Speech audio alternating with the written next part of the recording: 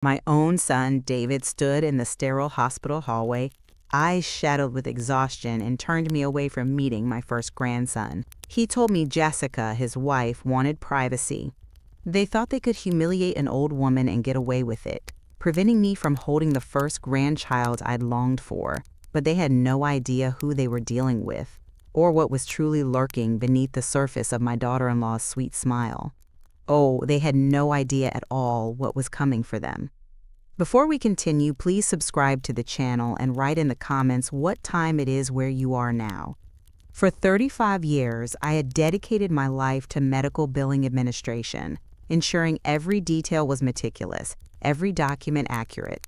Retirement had brought a quiet peace to my home in Phoenix, a rhythm of gardening, volunteering, and the occasional visit from David, my only child. I was a practical woman, a kind woman, always ready to lend a hand, to sacrifice for those I loved. When Jessica called, her voice bright with a carefully constructed warmth, inviting me to Denver for Nathan's birth, I didn't hesitate. My heart swelled with a joy I hadn't felt in years. My first grandson.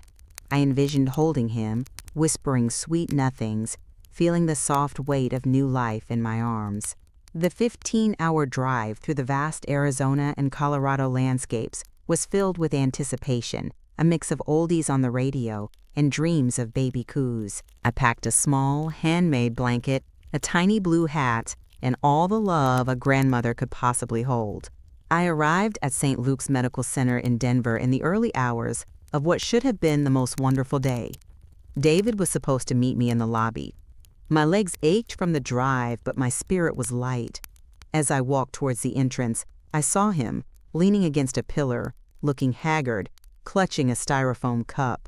Relief washed over me, quickly followed by a sense of unease. His face was grim, his eyes avoiding mine. "Mom," he started, his voice flat. "I'm so sorry, but Jessica, she really wants to be alone right now. She's had a rough delivery, and she just needs privacy. No visitors." The words hung in the air, heavy and sharp. My smile faltered. My carefully constructed joy shattered into 1,000 pieces. Privacy? After I'd driven 15 hours? After her warm invitation? My grandson was being born, and I was being turned away like a stranger. "But I drove all this way," I stammered, the humiliation a hot flush creeping up my neck. David just shrugged, looking away. "I know, Mom. I'm sorry. It's just what she wants. She's very particular right now." It wasn't a request. It was an order, delivered through my son, the man I'd raised to be kind and considerate. I stood there, utterly heartbroken, feeling like a fool. I mumbled something about understanding, though I didn't. Not really. I turned around. My shoulders slumped. The weight of the untouched baby blanket in my bag suddenly unbearable. The drive home was a blur of tears and simmering resentment. Phoenix felt like a haven from the icy rejection I'd just experienced. I kept telling myself it was just postpartum hormones, that Jessica would come around, that David would call and apologize. But days turned into a week, then another, and still, no call, no photo, no explanation beyond David's vague, "She's still recovering." It was as if I didn't exist, as if my grandson didn't have a paternal grandmother. The humiliation festered, a slow burn in my chest. Then, 2.5 weeks after I'd returned, a thick envelope arrived from St. Luke's Medical Center. My heart leaped, thinking it might be a formal birth announcement, perhaps even an apology. But as I opened it, the contents sent a jolt of ice through my veins. It was a hospital bill for Nathan's delivery, addressed to me, for $10, $300. And there, at the bottom, where the guarantor's signature should have been, was a scrawl that was a clumsy imitation of my own. My social security number, my address, my date of birth, all perfectly accurate.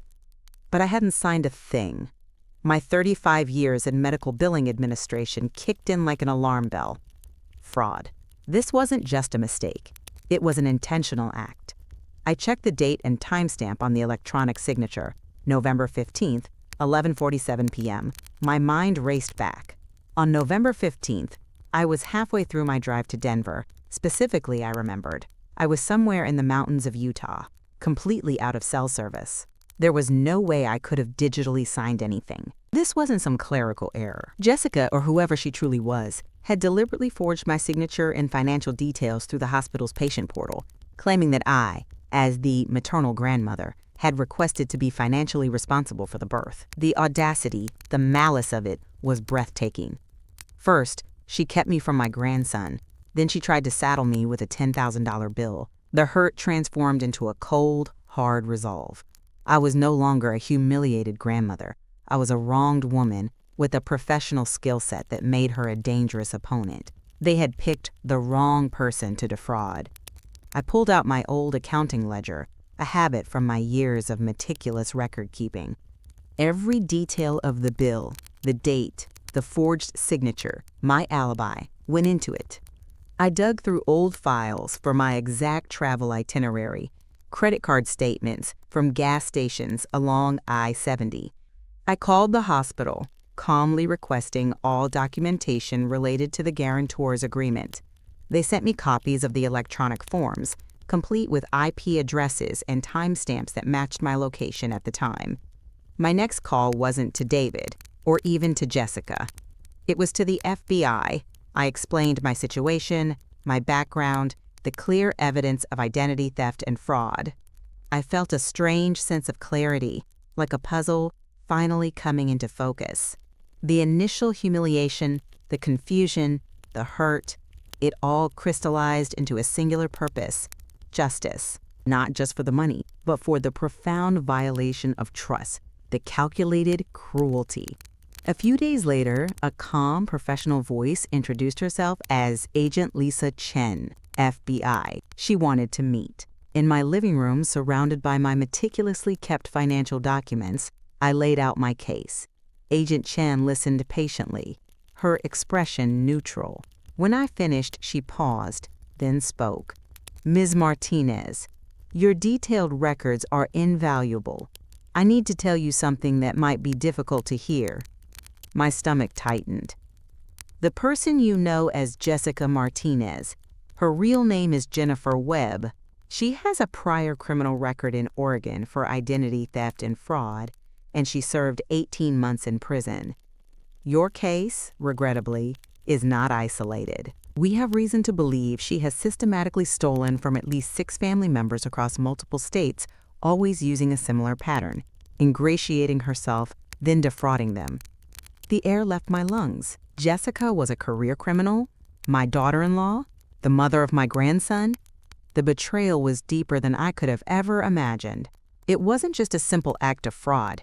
It was a systemic, calculated scheme. And David? I asked, my voice barely a whisper. Agent Chen hesitated. "We believe David is also a victim, Ms. Martinez. He may have been manipulated, or perhaps he was simply unaware of the full extent of her deception." My heart ached for my son, but the rage at Jennifer burned hotter. This woman had not only stolen my identity, but had ensnared my child, used him, and now, likely, was using him to conceal her true nature. The federal investigation gathered speed. While I continued to assist Agent Chen with every scrap of information I had, providing access to my bank statements and credit reports, I started putting legal protections in place for myself. New bank accounts, stronger security on my existing ones, consultations with an attorney to ensure my assets were impenetrable.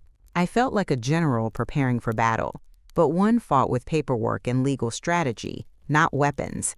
Every move was methodical, purposeful. Meanwhile, David's phone calls became less frequent, then stopped altogether. He'd occasionally send a brief text message about Nathan, but it lacked any real warmth. I tried to reach him, to express my concerns, but he was always busy or had to go. It was clear Jennifer, or rather, Jennifer, still had a tight grip on him. He was blind, or perhaps willfully ignorant, to the web of lies she had woven around them both. His continued distance provided more evidence of her insidious control, further solidifying my resolve. Then came the truly chilling revelation. Agent Chen called me one afternoon, her voice grave. "Ms. Martinez, we've made an arrest related to Jennifer Webb's activities. Her ex-husband, Marcus Webb, was apprehended in Seattle. He's a known con artist, and we believe he was the ringleader of a broader identity theft operation, using women like Jennifer to infiltrate wealthy families. She paused. It gets much worse. Marcus was blackmailing Jennifer, forcing her to send him money she was stealing from people like you, and they were still legally married. Her marriage to David is bigamous, and it raises serious questions about Nathan's legal paternity. The bottom dropped out of my world. Bigamous? My son's marriage was a sham? My grandson's legal status? Questionable? This wasn't just about money anymore. This was about the very foundation of my family. Agent Chen continued, her voice softening slightly. We've uncovered an elaborate long-term plot. Jennifer and Marcus intended to stage Jennifer and Nathan's deaths in a car accident, collect substantial life insurance payouts, disappear with Nathan, and raise him to be a criminal accomplice. David was also targeted for elimination if he uncovered the truth. Your early reporting of that fraudulent hospital bill, Ms. Martinez, inadvertently unraveled this entire scheme. You saved your grandson's life, and potentially your son's. I hung up the phone, shaking. The woman I had welcomed into my family, the mother of my grandson, had planned to murder my son, fake her own death, and kidnap my infant grandson to turn him into a criminal. The monstrosity of it was unfathomable. The hurt was gone, replaced by a cold, righteous fury.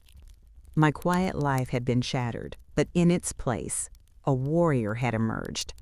I realized Jennifer had researched my finances, my credit reports, my bank statements, weeks before she sent that warm invitation. I was a high-value secondary target in their twisted game. The trial was set for February, a few months later. Jennifer's attorney, Michael Stevens, approached me, pushing for a plea deal. He revealed even more, hoping to elicit sympathy.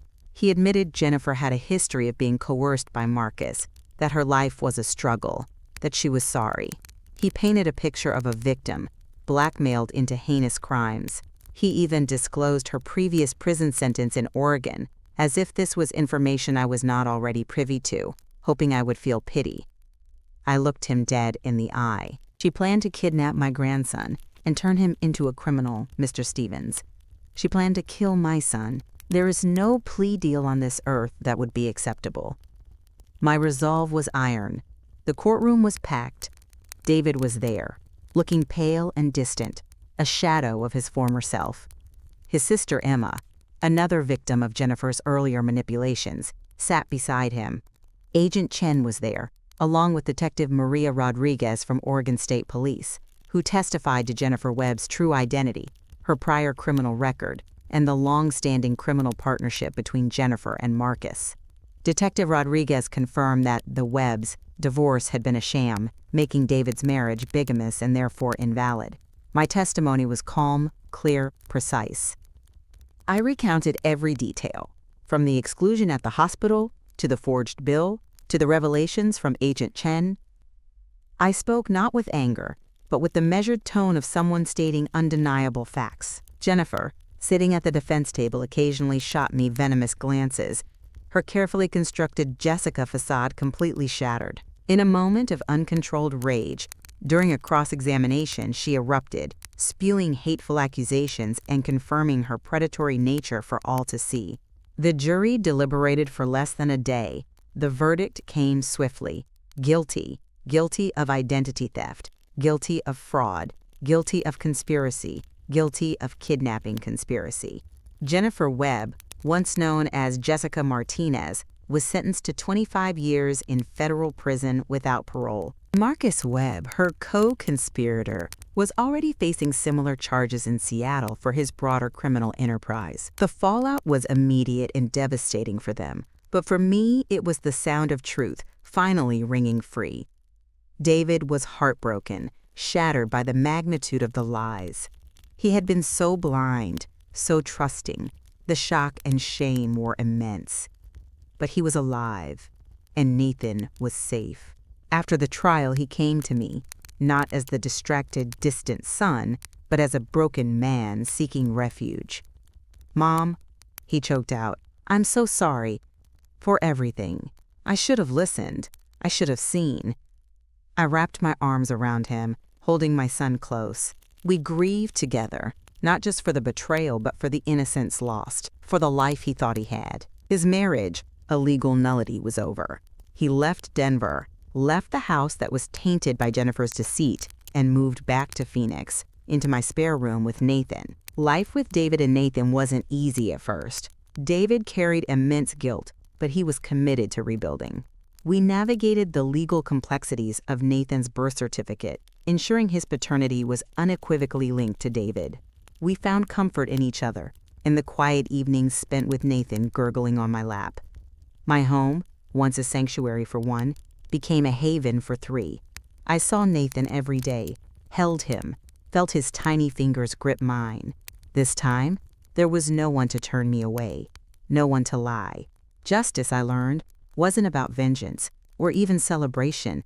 It was about restoration. It was about reclaiming what was stolen, not just financially, but emotionally. It was about ensuring the safety and well-being of my family, about standing firm against deceit. I had protected my family, not with a weapon, but with my mind, my experience, and my unwavering resolve. My life had been disrupted, but I had found a new, deeper purpose, a profound empowerment in having navigated the darkest betrayal and emerged victorious, with my son and grandson safe beside me. My world had changed, but it had become a world built on truth, not lies. If you like this story, please like this video, subscribe to the channel, and share your impressions in the comments. To listen to the next story, click on the box on the left. Thank you for watching.